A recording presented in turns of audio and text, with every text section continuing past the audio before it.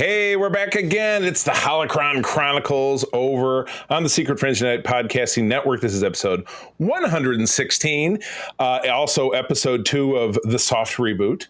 I am your Jedi flying X-Wing guy. I don't know. I didn't come up with a title for myself like Trek Lord of West Michigan. But you know what? I'm your wars. I don't want to say warlord because then I'm going to have somebody come into my house. I'll just have to be me.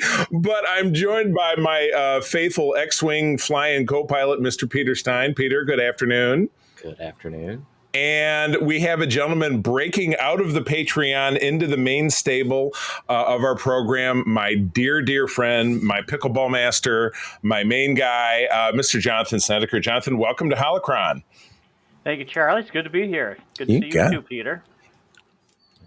All right. Well, anytime we have anybody on one of the main programs, you know, whether it be this one over on Code 47, which Peter and I also host, or SFU, or certainly Co-op Mode, which Todd runs, we always ask the person, hey, what's your story with blank? You know, like the thing that we're talking about. So my question to you is, what is your connection to Star Wars from the start? Hit us with it.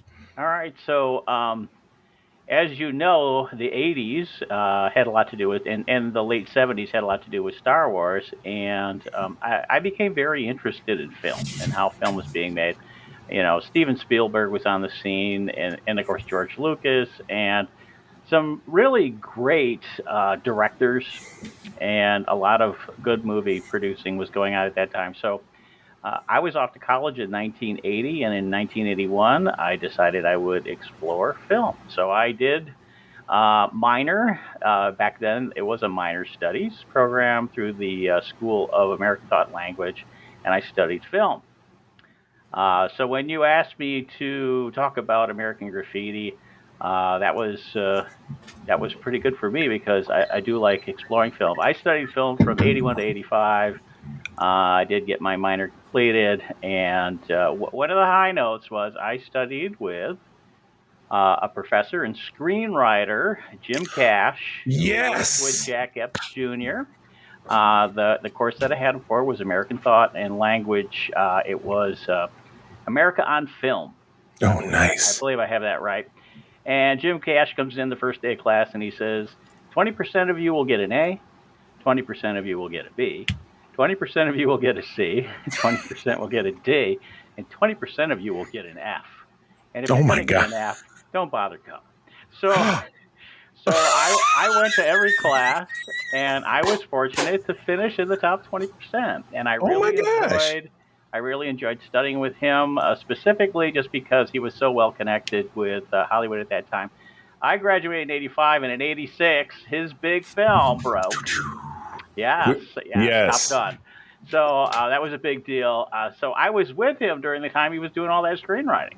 That's crazy. We are, of course, if you're not a Michigan person, we're talking about mine and Jonathan's alma mater, which would be our beloved Michigan State University. Absolutely. Yep. So that's how I got into film. I wanted to do television commercials. I wasn't really interested in making film, but I thought I should understand it. So, and as you know, I worked for PBS for a stretch, and I also worked for Comcast Television, and was able to produce some decent commercials. I wouldn't call me top notch, but I had a lot of fun doing it, which was great. So. That's awesome. So that's my connection to film. And, all right. What about a movie? I'm all in. So. What about Star Wars? How did you get your go with Star Wars? Well, I Indiana Jones and Star Wars. I went to the Star Wars film. I was one of the ones that waited in line, and really enjoyed the film. It was my first, I would say, eye-opening experience from George Lucas. He did other films before that, like American Graffiti, and I was aware of those, but I was a teenager when that came out. So, as every high schooler will tell you, you had to go see that movie or you weren't going to fit in at school. So I didn't do the collecting. Probably should have in hindsight, but I just enjoyed the film aspects of it. And the directing was, they started with, was it New Hope? Yep. And that one, they had those special effects, and I was like, wow, they're really getting into the special effects were coming of age at that time. And like they were really doing some cool stuff. If you look at things before that, special effects were usually claymation or just like Star Trek. Yeah, exactly. Like cardboard. They're moving cardboard. Right. Yeah. So anyway, that's my connection to film, and my connection to Star Wars is I was there when it came out. He's the guy. Yeah, all right. I enjoyed it. Peter is chomping at the bit to ask our one holdover new guest Star Wars question from the before times on the show. Peter, go for it. All right. So, question is, if you were to live in a galaxy far, far away with all of its dangers and, multiple factions and what have you going on, violence is part of the DNA, as it were. Most of us would probably end up getting killed off screen, but what kind of horrific way do you think, if you were living in a galaxy far, far away, how do you think you would meet your demise? I don't think I'd get shot down by a TIE fighter. I probably would go the way of, I would go to learn the ways of the Jedi, and I would probably get eaten by a swamp creature, Right. That's probably the route I'd go. I never would find the Force. I guess it wasn't with me. So, yeah, I just picture tentacles dragging me to the bottom of a swamp. That's back of the Dianoga. Oh my God, I absolutely love it. Well, cool. Well, we're going to get into talk about American Graffiti in just a second here, but while Jonathan can be witness to us doing our first segment, which is called Paying the Bills, the wonderful people over on our Secret Friends Unite Patreon squad over at patreon.com/Secret Friends Unite, you can get exclusive programs. You get this show earlier than any other. We drop it on a weekend. The rest of the world doesn't get it until the following Wednesday. So early Star Wars for you. No ad shows, an exclusive Discord channel. When you get signed up, that first week is free. Your first month after that is half off, and then you can stick around for as little as $2 a month. It's the greatest bargain in entertainment, as far as I'm concerned, certainly. But I mean, maybe my opinion is biased. I don't know. On our, these folks are definitely clued in. My buddy Derek, who is the figure dude, Francie, who does my wife's hair, Mr. Xbox Expansion Pass, Luke Lore, and my uncle Tim Horan down there in South Haven, Michigan. Wonderful folks. We love you all. And these people too: John Sedorf, Brendan Myers, Queen HD, Matthew Keel, who I like to spar about when it comes to music stuff over on our Discord. My buddy Kurt Krug has helped us out with a lot of the great interviews we've done. Tanya Lee, Chipotle Bear, Famous Seamus, Jay Newport 007, Cam the Movie Man, Brian Osterman, and Osterman, a.k.a. Darth Prozac, and Mr. Freight Conductor. Grateful for each and every one of you. And again, patreon.com/Secret Friends Unite. Try us out for a week for free, half off the first, and then $2 a month is a tremendous bargain in my most humble of opinions. No real Star Wars news this time around, unless I'm very much mistaken. Peter, are you thinking of anything I missed? Nothing popped up in my feeds. So. All right. Well, then let's get into it. We let you know last time we were going to be talking about American Graffiti. We've mentioned it a couple of times at the top of the show. So now we're going to do it. I'm going to blast through this summary, and then I'm going to cut it over to Jonathan and Peter and let them first start talking about the film. Peter, your first time seeing it, if I'm not mistaken? Yep. I've seen it many times. Jonathan has clearly seen it many times. So this will be a good chat through. But we're talking about again the film, a 1973 coming of age comedy drama directed by George Lucas, produced by his BFF Francis Ford Coppola, written by Willard Hayek and Gloria Katz, who also gave us Howard the Duck. In 1986, that was the writing squad. But the cast is mind-blowing. Richard Dreyfuss, Ron Howard, Paul LeMat, Charles Martin Smith, Candy Clark, Mackenzie Phillips, Cindy Williams, and the incomparable Wolfman Jack. Harrison Ford and Bo Hopkins also appear. This is set in Modesto, California, 1962. A study of cruising and early rock and roll cultures popular amongst Lucas's age group at the time. Through a series of vignettes, it tells the story of a group of teenagers and their adventures throughout a single evening. Now, while Lucas was working on THX 1138, which we talked about last time, Coppola asked him to write a coming-of-age film. The genesis of American Graffiti Took place in Modesto in the early 1960s, as we'd mentioned, during Lucas's own growing up, but he was not able to sell this to financiers and distributors until he landed with Universal Pictures after everybody turned him down. He'll find that with Star Wars too. Sorry to jump ahead to our next episode. The first film to be produced by his Lucasfilm production banner, apart from THX 1138, being also worked with Coppola, but film premiered on August 2nd in 1973 at a film festival in Switzerland, and subsequently in the U.S. in August of that year. The film was given a theatrical release after Coppola, fresh off the success of The Godfather, agreed to slap his name on it as an executive producer. Completed for a modest budget of, I love this, I love the math, $777,000, equivalent to only $4.1 million in 2023 money, this says here. American Graffiti became one of the most profitable films of all time, earning $200 million at the box office and home video revenue, which is staggering. The film also received widespread acclaim and was nominated for 5 Academy Awards, including Best Picture. Widely credited with launching a wave of 1950s and early 1960s nostalgia in American pop culture, influencing the teen comedy genre and reviving interest in early rock and roll amongst the baby boomer generation.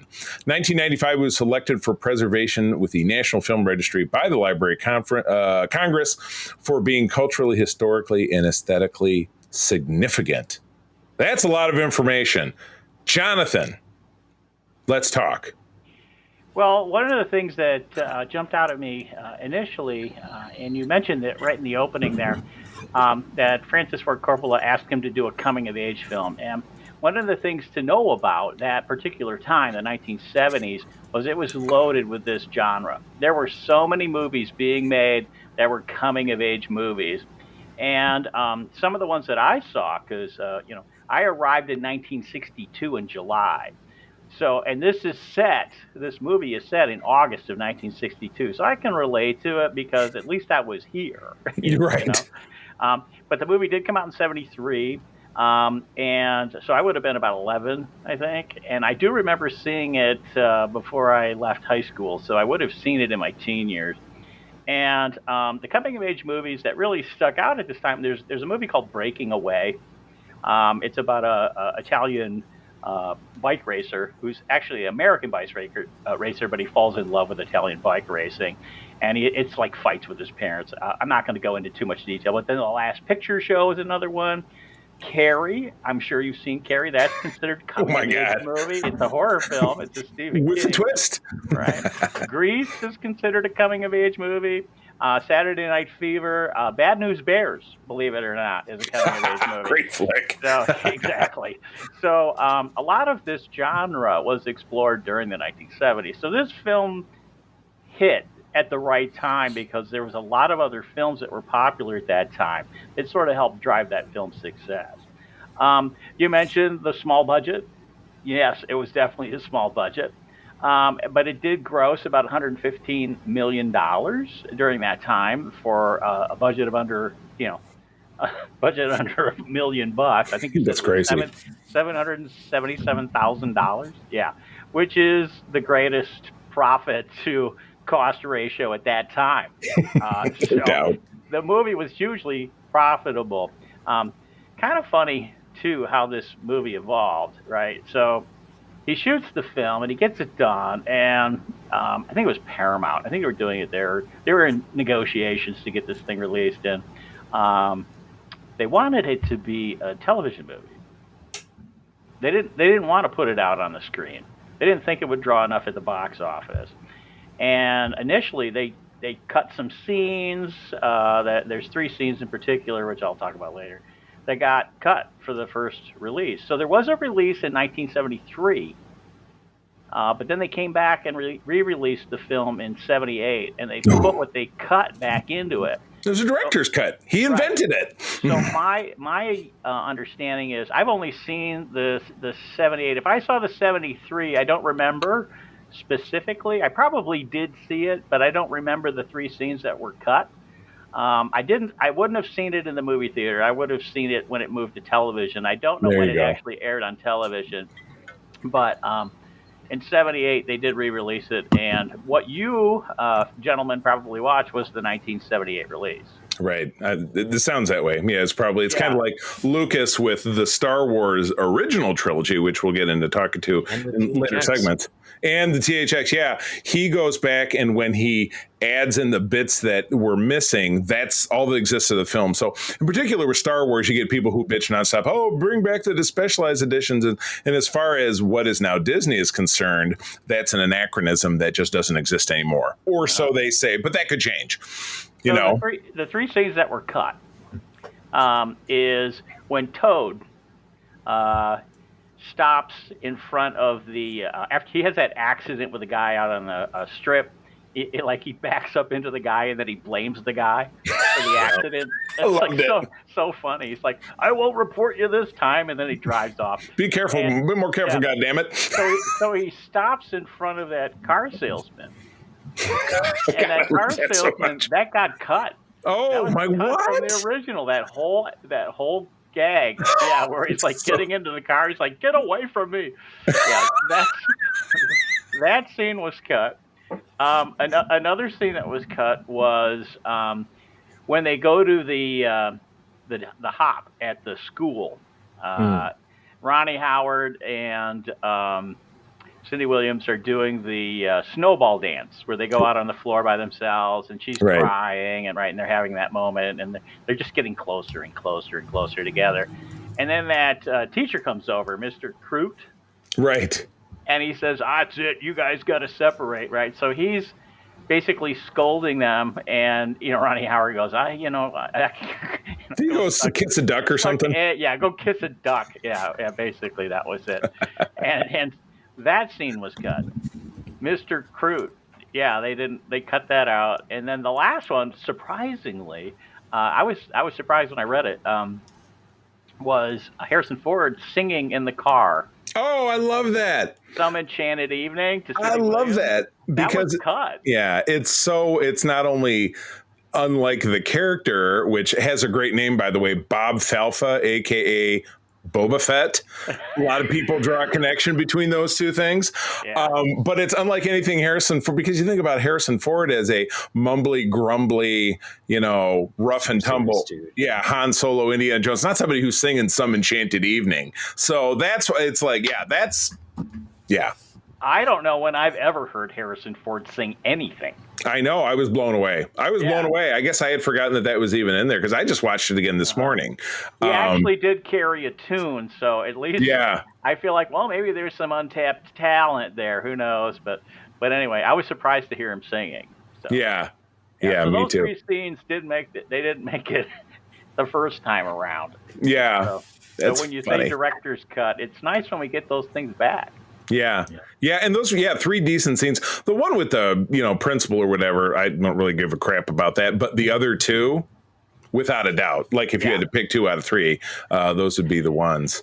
So awesome. All right. Well, let's jump on over to Peter for a minute. So Peter, first time seeing this, you're a fair bit younger than me. You're definitely younger than Mr. Snedeker, no offense. So this was not a thing for your generation in any way, shape, or form. Now, I grew up in the 80s, and in the 80s, because Happy Days was still on and because Back to the Future came out, like that 50s and early 60s culture was super strong. And so I was, and then, this is directed by the guy who did Star Wars. I got drawn to it probably at a pretty young age. I don't exactly know when. But, you grew up in the 90s and the early 2000s, and I could imagine how this would just be a complete miss. So talk to us about your initial, takeaways. You said you watched this a couple weeks ago. Yep. At my house, we did have Back to the Future and stuff, so there was still a little bit of that 50s connection, just not probably as strong. But yeah, when I first saw it, the joke that I made, and this is not a good analogy, but I made it as a kind of a joke, was with my friends, was this felt kind of like the much better version and the 70s version of the early 2000s Napoleon Dynamite. for a very simple reason, is that it was a lot of there wasn't precisely a through line. There is, but it's not like the driving force of the story. Right. And so it's a lot of just different bits and pieces that they're all happening at the same time, and they're not all exactly connected other than the theme of them kind of discovering who they are, I guess. Right. So with that analogy in mind, this is a much superior film. Yeah. By light years. But that was kind of the first thought that I had, was like, this is a film about high school age kids doing high school age kid things just because. And that's kind of what that's not exactly what it is, but that was like my initial thought when I first saw it. Was just like, okay, we're just kind of doing end of high school. I don't know what I'm planning on doing. And then here's just shenanigans for the sake of shenanigans. That's what it felt like. Here, I want to get drunk. I'm not 21 yet, so I'm going to sit here and try to con these people into getting me a beer, and oh look, now my money's stolen. Oh shit. There's just all sorts of just random stuff that's just really funny. Right. Everybody has a plot line, but it kind of turns into like Seinfeld, right? Like it's about nothing. Things intersect in the end, but in a lot of ways they don't. But our main character is Richard Dreyfuss, so is Kurt. There is character development there. And there's character development with what's his face? Ron and Cindy. Yeah, there's some development, particularly with those groups, but everyone else just kind of there's a little bit, but they're doing stuff. Yeah, exactly. I did note early on, because I went through and I made notes. It's I have 5 pages of notes, which just means it's a compulsion. And I'm not going to go through these all, but I did love Kurt is a scholarship recipient from the Moose Lodge, which is, Jonathan, help me out here. Are you at all familiar with what those are? It's a social club, right? But it's like the American Legion, but right. It is a social club. I'm sure they have to be, you have to be nominated to become a member. I'm the sure Masons. that Kurt's relative of some sort is involved with that group. And then the thing I liked in the film is when they're in there and they're trying to rob the pinball machines, right? He steps out of the background, and then the guy says, "Oh, Kurt," and he takes him over. Yeah, let's go see the guy from the Moose Lodge that got you the $2,000 check. And that's how it was back then. It's like who you knew, who your friends are, only associate with certain people, and you saw that because the three pharaohs were in there, and at first it wasn't going to go well. You got these hooligans. You got Bo and Manny Padilla or whatever, and then the other guy Ant, but I don't remember. Ant.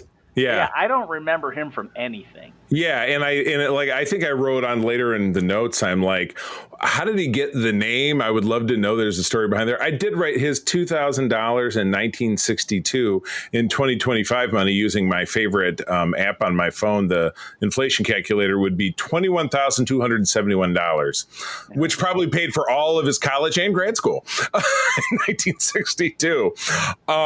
With the whole movie is about cruising, right? So I was watching this morning. April was sitting on the other side of the couch, and she said, was cruising a big thing in GR when you were a kid? Because she is from Gratiot County, which is in the rural part of Michigan, and they will go to Alma, which is the next big town. And it was a big thing. And I said, no, with my group of friends, we would go in a car and cruise up and down Division, which is the main dividing street here in Grand Rapids, and count prostitutes, which is really not very wholesome at all. But that's what we did. I hope people don't still do that. I mean, they've cleaned up Division quite a bit, but hopefully they've cleaned it up at least that much. One of the things that really stood out to me is what an absolute asshole Ron Howard's character is. And it's tough because you think about him as Richie Cunningham, and then he became one of the finest directors of this generation. But his character, their relationship is just frigging awful, but it's also really systemic of the time, isn't it? Because that's just the kind of passive aggressive toxicity that at the end of it, you're like, I would love it if these two split up so that, because they're obviously not at all right for each other. He's mean to her. She's super passive aggressive. They're scrapping all the time. It would be great if he just went off to college. And in the end, he doesn't. And he becomes an insurance salesman, according to the little bubbles at the end. Well, relating it to the time since I was alive, and that was sort of how it was. Ma Bell, the phone company charged you a ridiculous amount of money to call people. Right. So for those two to stay in touch while he's out on the East Coast, back east, going to school, it's too much money. They can't afford to keep in touch. So when he's saying, and this was a common conversation for high school students during that time period from the 60s and 70s, and I came out in 80, and you have those conversations where, like, I'm heading off to school, let's not stay exclusive, let's see other people, which was a common occurrence. I mean, that's pretty normal. So you can say his character was kind of like, not a nice guy, but that's sort of how it was. And right. They weren't just going to write letters, isn't that like in the Civil War? And email didn't exist. Hell, we didn't even have fax machines. So it's just it's a symptom of the time. And in 1962, oh, good grief, you'd have to drive to see him. And like he kept saying, "I'll be back at Christmas. I'll be back at Christmas." And when you're 18 years old, that 3-4 months, that feels like forever because you haven't been on the planet that long. Right. So I thought Ron stayed true to the character they had to play, that Steve. Like, he was class president, and some of that he does for his own ego, And Cindy Williams had to explain to him, well, here's how we got together. That was the conversation they had when they were dancing, right? She says, I asked you out. I remember our first kiss, and Ron's just sitting there going, "Oh God, that's right. Oh, that's right." So I think for that character, that's what couples were going through at that time, and then for him to stay after all he did was talk about leaving, and just being like super awful. Yeah, I love because there's a scene late in the film. Who's the guy from Groundhog Day? Who keeps selling insurance? Oh my God, I know the actor. It's on the tip of my tongue. Yeah, but anyway, that's what Ron becomes. When I saw him become an insurance agent at the end, I'm just laughing. It's like Ned Needle Nose or whatever he keeps Ned Needle Nose. Stephen Tobolowsky, that's the name of the actor. Yeah. Great character actor. Yeah, it was a good. But yeah, there's a oh God, I just lost my train of thought. What is the weird type of car that Kurt is driving? Do you recognize? Is that an old Volkswagen? Do you have any idea? Blue. That's a French. Or Renault? That's a Renault. Yeah, totally.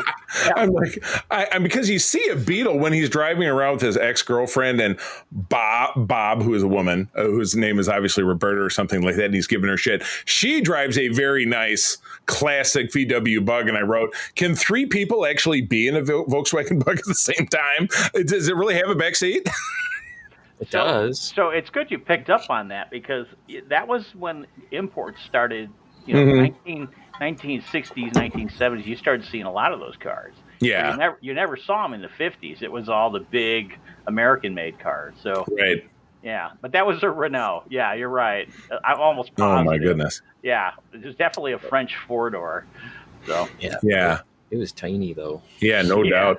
Especially compared to the boats it was parked next to. Oh my God! Yeah, this was kind of boats 101. Charles Martin Smith, who was the nerdy guy in The Untouchables, one of my favorite films, the first of them to get killed in that movie. And Peter, if you've never seen it, Brian De Palma, 1987. Just trust me on this one. That is a classic. That is an absolute classic. I've heard tell, but I don't think I've sat down to watch it. Yeah, you're gonna have to trust me on this one. But he was great in this film. I don't know if Jonathan, this showed up in your notes, but when he first enters the film in that great opening scene, which is played over Rock Around the Clock, which I think is what people with their nominative determinism, when they think something into existence isn't real, they think, oh, this movie's ripping off Happy Days. Well, it wasn't, because it came out a year before, but they both have the same opening montage. They have the same opening song. Which is, it's a classic of, and again, that was a that song was a few years old, obviously, by the time this came out. This is set in 62, and I think it's the late 1950s and Happy Days, and then it goes into the 60s because the show was on for 10 years. Are you going to talk about the Vespa? Yeah, go ahead. Go ahead. I won't steal that bit from you. He rides in on the Vespa, and he goes shooting through the scene, and he goes into park, and he loses control. Yeah, he goes up onto the sidewalk, and he hits a garbage can, and then just leaves it there. Right. And that was totally unplanned. Right. It was perfect and so great that they left it in. So we get the character of John Milner, who is basically Matthew McConaughey's character from Dazed and Confused. The all right. You know, the older I get, the younger they feel. He's the guy who he's a greaser. He's a grease monkey, I guess, to be more accurate, works in the local garage. But his entire life is cruising in his, what the hell is that car? Is a 32 Ford something or other. I mean, they say at some point, isn't it something famous? It's a coupe of some sort. One second. Yeah, I think you're right about the Ford. It's a Deuce coupe. Little Deuce coupe. Yeah. By the way, and to touch on one of the most key things, this is what April said when we were watching it.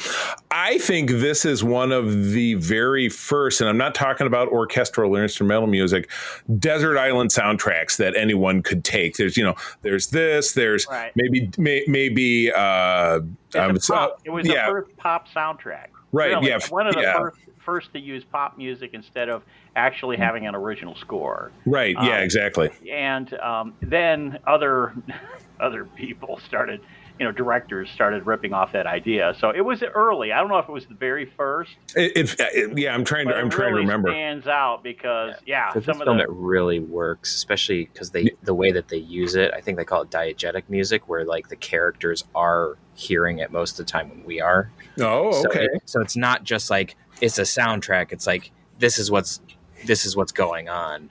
Right. Whereas a lot of times with the newer takes on this particular style, there's just pop music for the sake of pop music. It's not part of the whole vibe of what the characters are doing. Right. So there's an art to doing it, and I think this nails it. I think that the newer takes, in my not so humble opinion, don't work as well. Yeah, that's true. Yeah, because it straddles the line between just being for the audience, and on the other side of it is a musical where the characters are performing the music. This is simply like I have the radio on, and or like at the end of the film, and I did love the end of the film when Kurt does, spoiler alert for a 50-year-old movie, Kurt does finally, while struggling throughout the entire film, is, well, I can't decide, should I go away, I think blah blah blah, when he does finally leave, and Wolfman Jack, who narrates us through the film and is absolutely iconic. He also sounds exactly like a guy I used to work with back in my newspaper days in Detroit,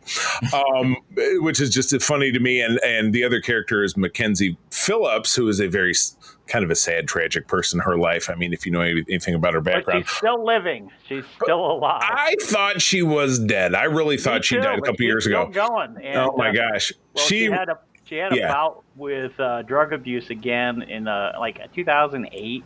Oh God. And she was back into rehab, but she's still going. She is kind of a dead ringer for another old coworker of mine, somebody who I worked with in radio. So I don't want to throw names out there in case somebody hears it and they're like, "Why are you comparing me to so and so?" Like somebody decides to get in touch with me. But let's get back to the soundtrack. Yes, please. You mentioned the Cars, and there's, I didn't really analyze all of the different vehicles they had. Oh yeah. Right? Like who's racing who and what's racing what. I mean, if you're a car buff, you're going to love that about the film. And did. But the soundtrack really stands out to me more than the cars because he was picking music that fit with that time period. I actually researched that. I said, okay, I looked at every song that was used in the movie, and I'm like, when did this song come out? And there's nothing past July of '62. He really nailed it. Wow. Yeah. The closing credits, they run... what's that song? It's a Beach Boys song. Sitting in my car outside your house. That one. Yeah. So all summer long. Summer long. So that's a 1964 song, and he intentionally picked it for 1964 because they had just shown in the credits what happened to everybody. Right. That plane is flying. Kurt's on the plane, and then they flash up during a quiet time. There's no music. All you hear is the motor of the plane, and they put up, here's what happened to John Milner. He died in December of 64, right? Right. And actually, in the original film, and this was edited, it used to be June of 64. But to set up More American Graffiti, which was the sequel, they had to re-edit in 78. They actually edited when he died from June. They moved him to December. Yeah. And then they also moved, they didn't move any of the other characters because one died in 65 who went missing in action. Yeah. Like Toad. And then they talk about the insurance salesman. He never really left. And then, and the other character. So then the music starts and they do All Summer Long, and that's from 64. Right. And that was intentional. So, but all the other songs, and then just with this last thing, Green Onions, when they go out to race. I noticed that too. They played Green Onions. That was July of 62. So that song was one of the songs that would have been just coming out at that time. Right. It was an August 11 release, and they're all talking about the end of the summer, and that's usually August time. Yeah, like now, like the time we're recording this. Exactly. I wrote about those end bubbles. I said everybody's life turned out like shit except for Kurt because he left. Oh, I said it was bone chilling. Canada. Yeah, he went to Canada. I know. And even though this doesn't align, you see in 10 years later, you do see, which would be 20 years later by the timing of this film, you do see a writer in what looks like a very rustic setting telling the story of his youth, played by Richard Dreyfuss, and it's Stand By Me. And I said, I know the characters don't align, but their lives turned out the same. Him and Will Wheaton's character, whose name I can't remember, from that very iconic a coming of age movie set in Oregon. So also on the West Coast. So, all right. Well, how about other iconic moments or thoughts that you had, Peter? How about you? The car getting stolen was really funny. Big time. Because at least for me, it was like I grew up without, car alarms or anything, but it was just one of those like, oh yeah, this was a thing where if you left the keys in the car like a dumbass, your car could be stolen. And since this was his first time having a car, you're just like, oh yeah, I park it, I leave the keys in the ignition. Right. There goes the car. So right. I thought that was pretty funny. And then there's the whole thing of getting it back. I was absolutely unfamiliar with who Wolfman Jack was before I saw this. Well, sure. Yeah. So for the longest time, until I went and read the Wikipedia article before doing this recording, I just thought he was a fictional character. I mean, in a lot of ways, he was a dude, but yeah, you're right. He had this persona, and Jonathan, feel free to chime in. Back in those times, and certainly in the 70s as well, people who were radio DJs, and I wrote, if I lived in those times, I would have been a DJ because this job didn't exist. They were gods. They were gods among men. They were huge personalities, and some of that still exists to today on a smaller scale. But back in the old days, they were celebrities. Yeah. He's the Joe Rogan of his time. Yeah, he had a huge audience. He broadcasted out of California a lot, but I know exactly. If you grew up in that time, you knew exactly who Wolfman Jack was. You would even do Wolfman Jack voices like Wolfman Jack, we're right here, baby. Come on, baby. Right? You learned that as a kid. Yeah, you grew up in my time. So I thought for George Lucas to pick him to be sort of a narrator and using music to sort of tell the story, because Lucas said too, he says, we only bought so much music, right? And I had to use the quiet times to build drama, but Wolfman Jack creates drama, right? And very recognized. Excellent. I think he helps solidify the movie because it's a teen movie and teens love that guy.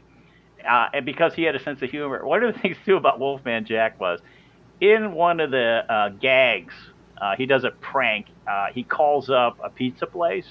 Right. Do you guys know this? Yeah. No, I don't think so. So he calls up the pizza place, and Peter, rewatch the movie so you can enjoy it even more, because this is cream. He calls the pizza place, and he's pranking the guy And the guy on the other end of the phone is like, you might have the wrong number here, guy. That's George Lucas. That's right. He played the pizza guy. That would have been his first on-screen credit, right? Unless he did something at GHX that we don't know about. That voice sounded familiar. Yeah, it's gonna make you enjoy that even more because it's one of those Easter eggs or one of those gems. You just go, oh gosh, that's so funny. Oh my God. Yeah. So anyway, which sort of puts it in parallel with Napoleon Dynamite because there is some humor in there. Right. There's a coming of age like Napoleon Dynamite was. There's no vote for Pedro, but and that would have helped, I think. There's no dance, but there is a car crash. Yeah, exactly. Right. Oh, and it was a great one too. I did. Oh, I grabbed something out of that scene that I feel like shows up later in Star Wars as they're dragging him away from the car. Because obviously, our big third act capper, or as the name of our last episode was, in the climactic third act, there's a big car race between Milner and Harry Ford, Bob Phelps with Boba Fett, and Boba Fett has a blowout. The car flips over. They don't get hurt, but miraculously, Harrison Ford's shirt becomes unbuttoned. So you get a little, pre-Harrison Ford shirt or pre-Indiana Jones and the Temple of Doom, Harrison Ford shirtlessness. But Milner does help Boba Fett out of the car, and as he's walking away, he goes, "She's gonna blow," which was the dying line of one of the X-Wing pilots in Return of the Jedi. It was a black guy who said, "She's gonna blow," and you see sparks going off around him. Nice parallel. Oh, I like it. He really loved it. R2-D2 came out of that movie too. Tell me. It was Real 2 something 2, and it was something that was asked for on the set, and George Lucas just shortened it to R2-D2. You can look it up. I just happened to catch it, but real, R is real, right? Right. 2, and then I forget what D is. I don't know what D was. I wish I knew that. And then 2. Right. It had something to do with the scenes they were shooting or something, because real would be like the film, right? Right. Right. That's where R2-D2 came from. That name. Yeah. They were using 2 different cameras, so having one reel and 2 reel made sense, and then probably deposit box or something. Deposit box 2. Ooh. Oh, now I found a new name for the episode. You mentioned Harrison Ford and the crash. I do want to touch on that briefly. So I don't know how they survived that crash, because that's a horrible crash. That car rolled a few times and nobody's wearing a seatbelt. So it did have a roll bar though. When I was looking in the car, because there's so many scenes inside these cars. I'm like looking around. He does have a roll bar. Well, maybe that's what saved him. But they come out of the car and he's just got a broken arm or something. That's all it was. And, right. But Harrison Ford, when he went out for this part, I don't know if you know, but they offered him $485 a week to do this Falfa part, right? And he said no. He said, "Nah, I'm already working as carpenter. Carpentry, right?" And he was making more money doing that. And so they countered offered $500. $15 more, and he took it. Well, they say everybody has his price. I read, and this didn't look like it was the case after the crash when he got out of the car, he didn't have his hat, which Milner gives back to him at the end, that Harrison Ford wouldn't cut his hair for this part, and that's why he wore the hat. Yes, they wanted him to get a flat top crew cut. Oh, okay. And he wouldn't do it because he was already auditioning for other parts. So he's like, that's going to screw things up for me. So the compromise was the cowboy hat. Gotcha. Peter has given us the correct definition of R2-D2, which is real to dialogue to, which Thank you. Now the name of our episode. So mystery solved. Solved. I also wrote. Why did Fett unbutton his shirt? And then I love it. So with all the fights between Cindy Williams and Ron Howard, at one point, Cindy ends up in the car with Boba Fett, and then she finds out that he's going to go race Milner. So he's driving down to Paradise Road, which is the road out of town in the valley where they lived, And she's like, well, you can just let me out when we get there. And I love he reminds me of a Bender from Futurama. Why don't you shut up, baby? What a weird broad. And I'm like, what a way with the ladies. Holy shit. Why don't you shut up, baby? Well, she was the how third sweet. one that night. She was the Yeah. third one that night because Well, she was she had a just, couple of others in the car, the blonde and the ain't he neat? I mean, Yeah. I just turned to April and I said, what a effing bimbo. That's all she has to say. But yeah, I was going to say, this was obviously during a time when it was preferred that guys treated women like garbage, which is really not a very modern way to look at things. But yeah, I love the interaction between those two. Mind your business, son. Oh, and that's still going on with the 70-plus-year-old. well, why? Yeah, they do that stuff all the time. Yeah, we see it all the time with the pickleball cart, don't we? Yeah, we outgrew it. So people talking trash to each other. Shut up, baby. Oh my gosh! Yeah, I wrote in after the crash. Milner is walking away, and Toad's talking to him, and he said, Toad, I blew it. I got scared." And he was like, "You're still the greatest one in the valley, John. Nobody's ever going to beat you." And I wrote, "I hope that Toad doesn't watch the Where Are They Now bubbles over the end credits." But he wouldn't, because he was in Vietnam, apparently disappearing. A year later. He was busy going poof.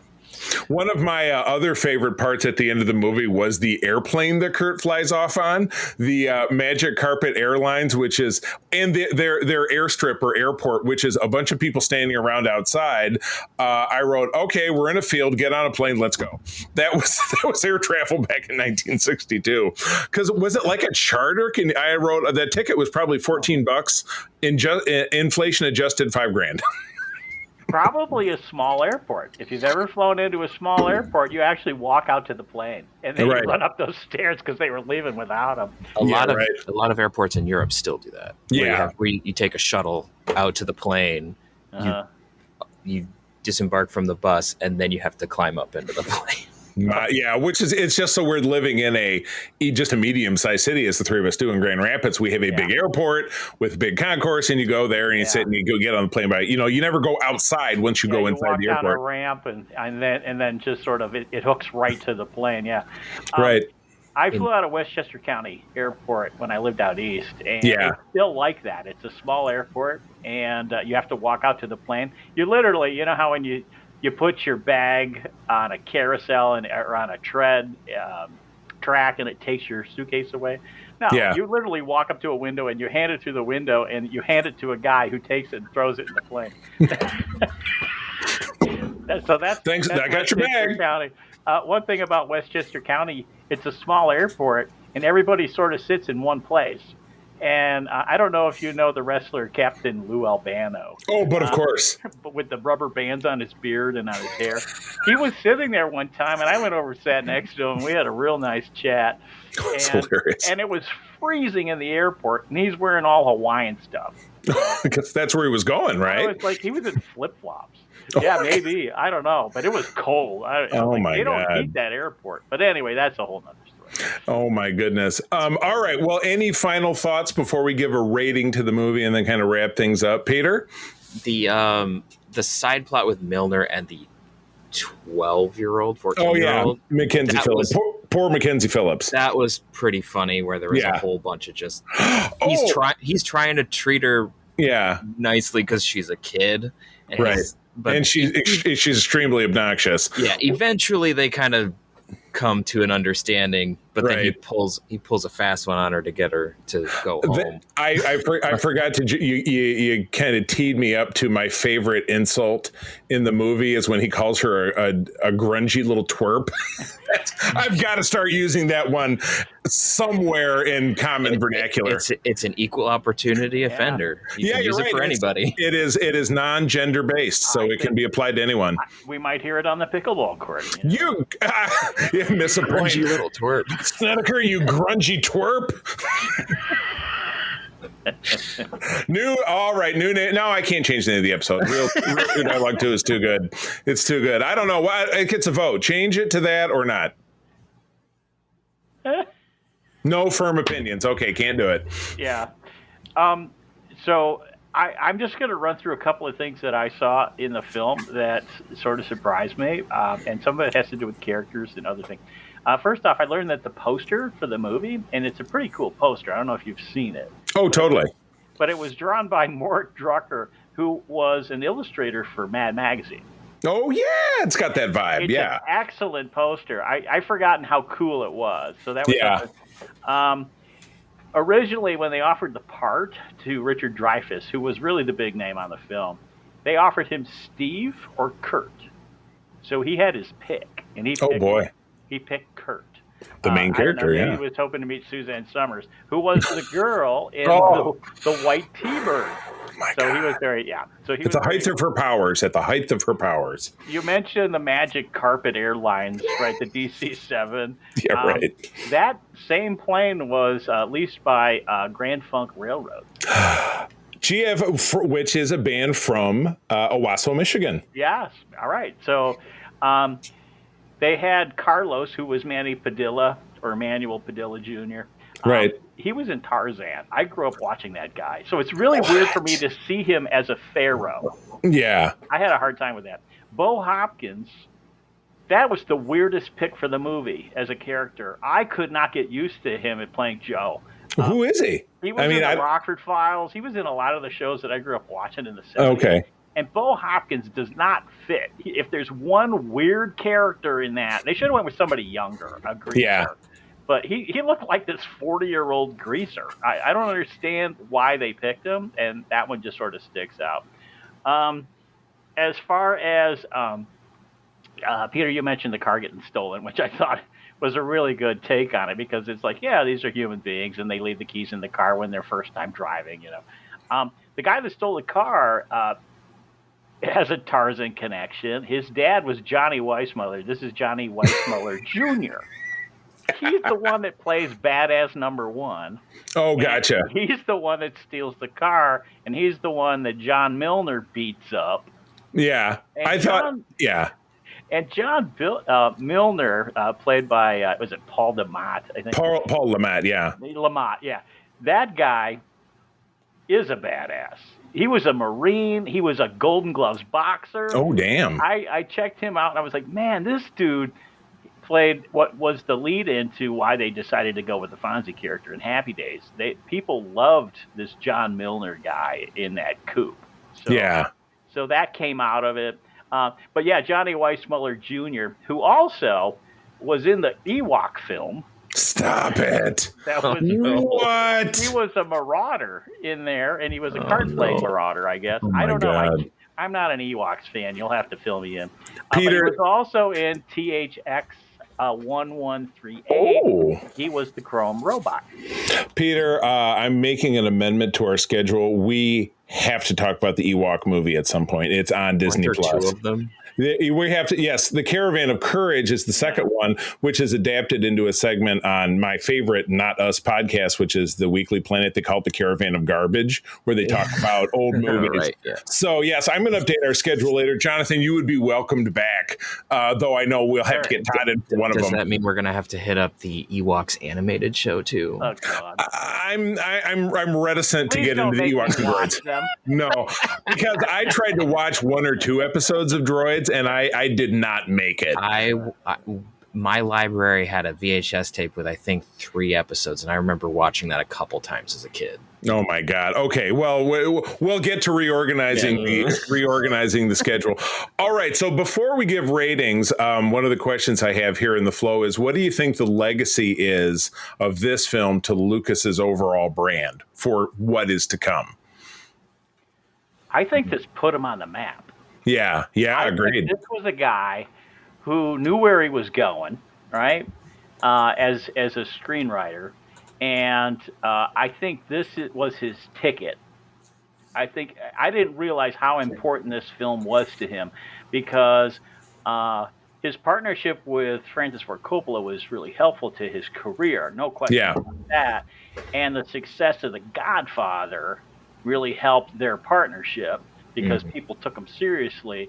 But this movie, when you read about how they were treating this movie, like, well, we'll put it on TV. We'll put it really redheaded stepchild. We're going to cut it. We're going to fix it, right? And they weren't taking Lucas seriously. But once this movie hit, and it hit hard, and I remember the popularity of this movie, because I would have been 11 or 12, and I had an older brother. who was 4 years older than me, and I know he saw the movie in the theater. Yeah. There's no question that the popularity drove George Lucas's success. I think it opened up all kinds of doors for this guy, and then he went. What was the next movie? Star Wars, which we're going to talk about in our next segment. Which that just blew up. I mean, he's on the map now. He is the map. Yeah, he became the definition of the map. They called it the Lucas map, pretty much. I just did a very Trump-like expression there. We call it the Lucas map, so I apologize for doing that. Sorry.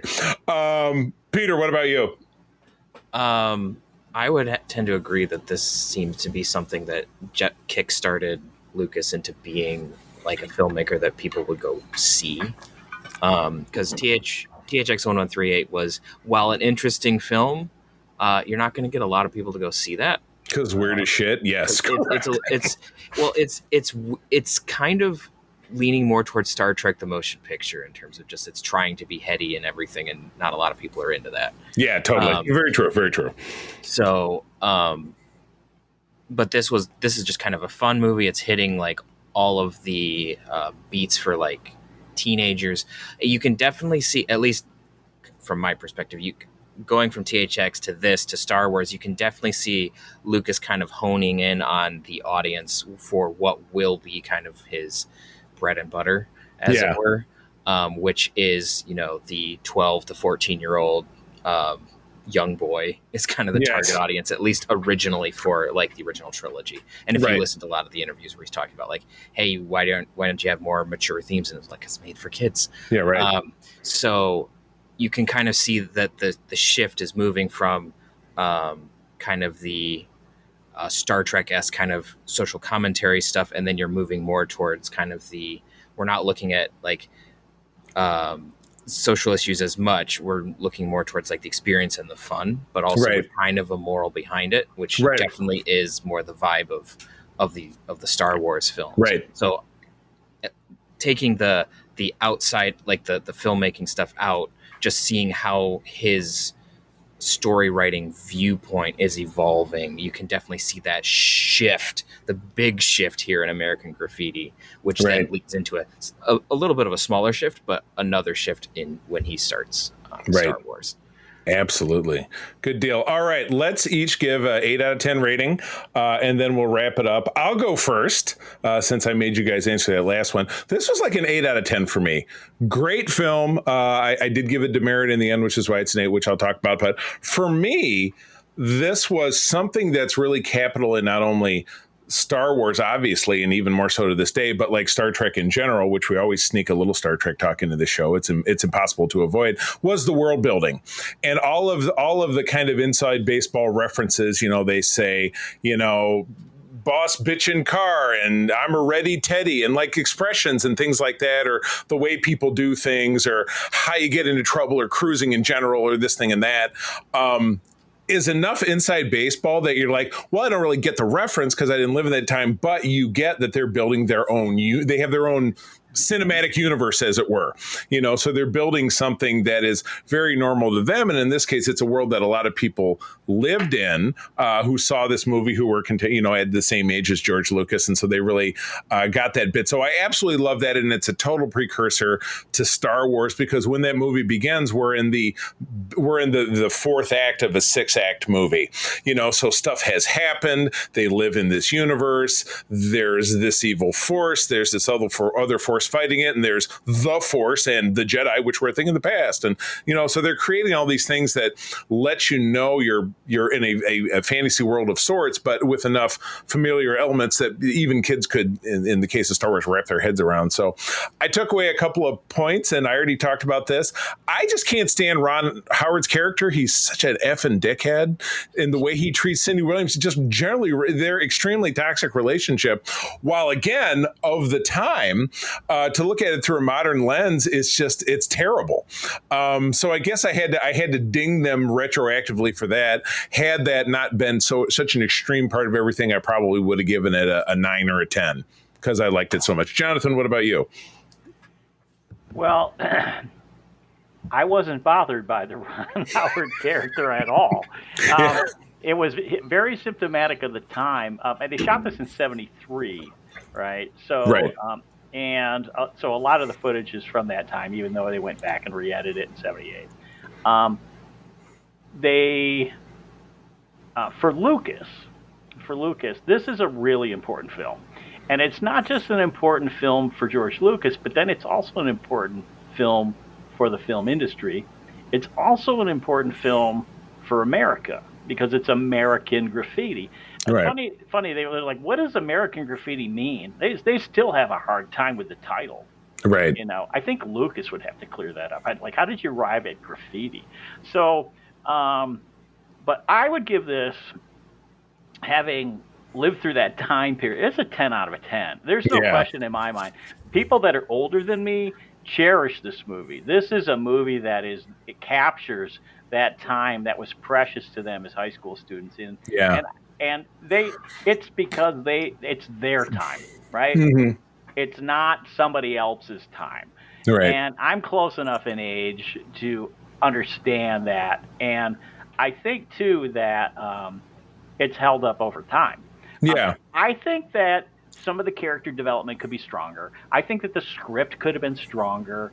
But when you think about where it starts and where it ends, and how much success this movie had, and the fact that it did some things like put pop music into a movie, which really wasn't being done. I mean, as a way of, and then the Wolfman Jack character sort of telling the story with the music, and then the lives of the people are part of the scenes, and then it's got cars, which America loves cars. They sure do.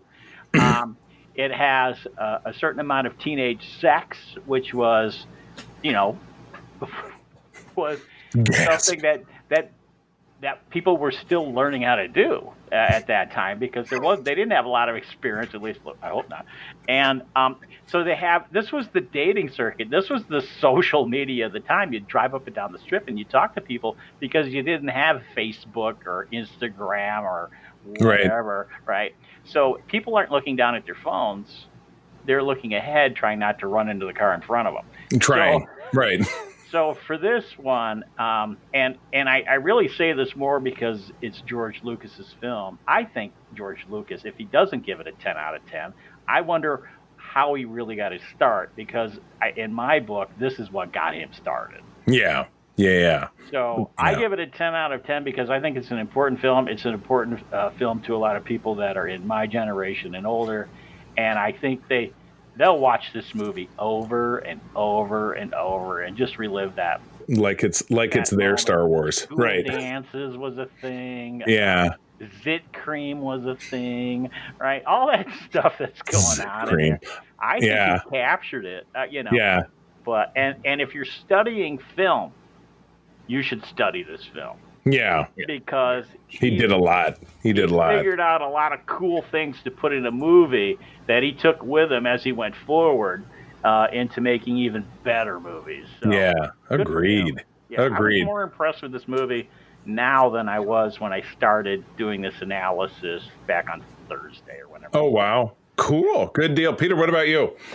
I would probably give it like an 8.59, somewhere in there. Just because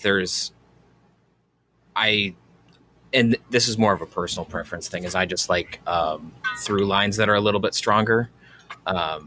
So being that it was mostly just kind of vignettes that were kind of telling separate stories, doing different things, it's just not my speed as much. That is nothing about the film objectively. That's just how I look at it.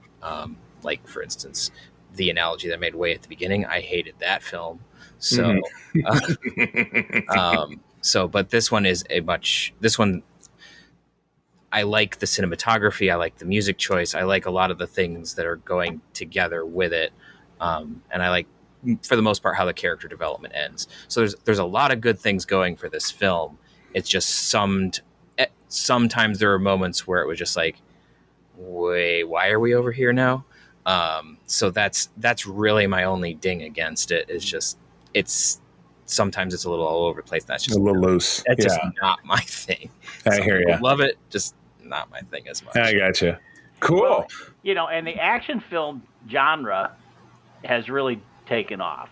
Star Wars, Indiana Jones, and the big box office smashes now are Avengers or tent poles, franchises, right? Which that's been a shift. But during the 70s, this movie, at least International Movie Database, ranks it second in teen movies. Wow. Second. Wow, even still 50 years later. Yeah, and for the 1970s. And the number one ahead of it, Bad News Bears. That deserves a watch because I feel like it's been an awfully long time. Not so much. Doesn't age great in there, and Oh my goodness! Well, with that, we're gonna wrap up the show. This has been awesome, Jonathan. Welcome to the Three Ring Circus. Welcome to the main event. Charlie, Peter, thanks for having me on. Yeah, being on one of our core shows. Where do people find you out there if they want to interact with you about American Graffiti? Reach out to me through LinkedIn. It's the easiest. Yeah. It's the safe space. It is still a protected safe space in a lot of ways. Peter, what about you? You can find me around the interwebs at Petrus Aquinas on most social platforms, but mostly you're going to find me on the Secret Friends Unite Discord because I'm just not super active on social media.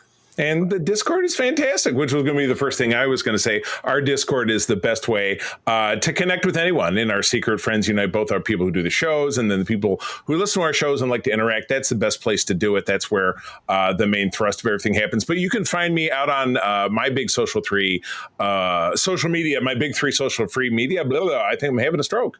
You can find me on Instagram and Threads and Blue Sky as at the C3 THECEETHREE. But yeah, Discord, find us there. And if you're not currently a Discord user, send myself or any of us a ping and we'll send you an invitation. We'll get you on board. But with that, we're going to wrap things up.